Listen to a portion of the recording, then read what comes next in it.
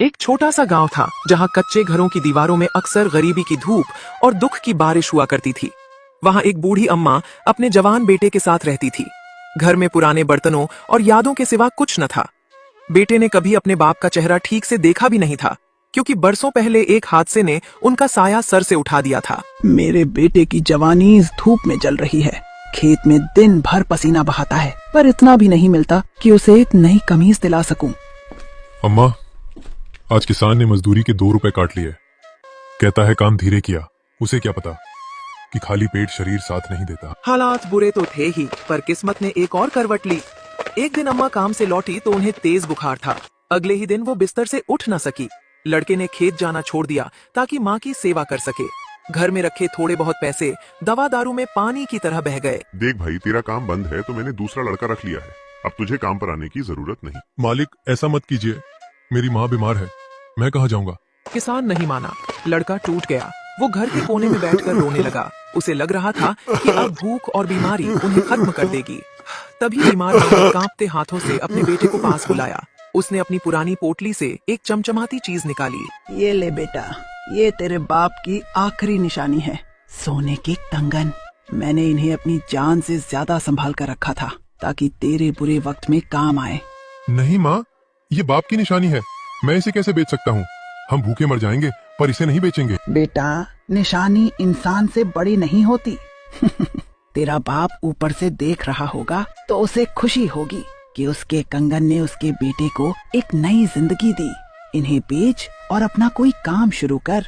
मजदूरी में उम्र बीत जाएगी, पर कारोबार तुझे इज्जत देगा। भारी मन से लड़के ने वो कंगन बेचे। उन पैसों से उसने एक चमचमाता हुआ ठेला बनवाया और बाजार के बीचों बीच मटन करी की दुकान लगाई। लड़के के हाथ में जादू था और माँ की दुआएं मसालों में घुली थीं। वाह भाई, ऐसा मटन तो शहर के बड़े होटल में भी नहीं मिलता। इसके मसालों की खुशबू ही अलग है। भाई, 1 प्लेट और देना। देखते ही देखते ठेला मशहूर हो गया। अम्मा का इलाज अच्छे हॉस्पिटल में होने लगा और घर की छत अब पक्की होने लगी थी। लेकिन जहाँ तरक्की होती है वहाँ दुश्मन भी पैदा हो जाते हैं। उसी बाजार में एक पुराना बदमाश और बड़े होटल का मालिक जग्गू सेठ ये सब देखकर दुश्मन बन गया। ये कल का छोकरा मेरे होटल की रौनक छीन रहा है। इसका ठेला और इसका गुरूर दोनों तोड़ने का वक्त आ गया है। लड़के का मटन करी का ठेला पूरे बाजार में मशहूर हो गया था। उसके मसालों की खुशबू दूर दूर तक जाती। लेकिन वहाँ के सबसे बड़े होटल का मालिक जग्गू सेठ, जिसे लोग शहर का शेर कहते थे, ये सब देखकर अंदर ही अंदर जल रहा था। उसका महंगा होटल खाली रहता और लोग इस गरीब लड़के के ठेले पर भीड़ लगाते। देख रहा है कल्लू, उस कल के लौंडे ने पूरा बाजार अपनी मुट्ठी में कर लिया। अगर लोग वहीं खाते रहे तो मेरे होटल में क्या सिर्फ मक्खियां भिनभिनाएंगी? सेठ, बस एक इशारा कीजिए, अभी उसका ठेला उलट देता हूँ। नहीं, ऐसे नहीं। पहले उसकी इज्जत मिट्टी में मिलाएंगे, फिर उसका ठेला। चलो।